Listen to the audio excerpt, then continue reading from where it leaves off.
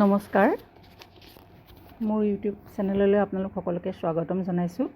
আহকচোন আজি আমি একেবাৰে কম সময়ত আৰু কম খৰচত বনাব পৰা এটা জাম বনাওঁ। আনাৰসৰ জাম। আনাৰসৰ জামটো বনাবলৈ মোক প্ৰয়োজন হোৱা সামগ্ৰী কেইটা হ'ল এটা আনাৰস, চেনি, লং, ইলাচি, ডালচেনি। প্ৰথমতে মই আনাৰসটো ভালদৰে কাটি ধুই লৈছোঁ আৰু এখন পিহনাত সেইটো পিহি লৈছোঁ। বহুতে আনাৰসৰ অকল ৰসটো দি পেলাই বনায়, মই কিন্তু আনাৰসৰ সীতাটোও লগতে দি দিছোঁ।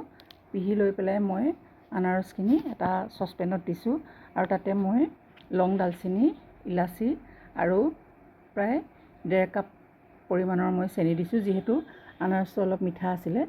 এই গোটেইখিনি সামগ্ৰী মই এতিয়া একেলগে জুইত উঠাই দি অলপ মিডিয়াম ফ্লেমত মই সেইখিনি লৰাই আছোঁ আৰু এনেকৈ লৰাই থাকোঁতে আপোনাৰ এটা সময়ত এটা সুন্দৰ চেনিটো শুকাই আহিব আৰু এটা সুন্দৰ ৰং হ'ব আৰু তেতিয়াই ঠিক পাকটো উঠাৰ আগতেই আপোনালোকে সেইটো গেছটো অফ কৰি দিব পাৰিব। আৰু এইটোও আপুনি বহুত দিনলৈকে আপোনালোকে থ'ব পাৰিব আৰু ৰুটিৰ লগত, ব্ৰেডৰ লগত আপোনালোকে বা গাখীৰৰ যিটো মলাই বুলি কয়, সেই মলাই আৰু ৰুটিৰ লগত আপোনালোকে খাই চাবচোন, বহুত সোৱাদ।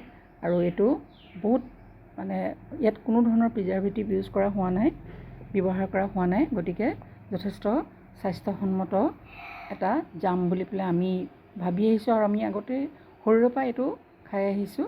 গতিকে আপোনালোকেও এদিন বনাই পেলাই খাই চাবচোন। আজিলৈ আহোঁ, ধন্যবাদ।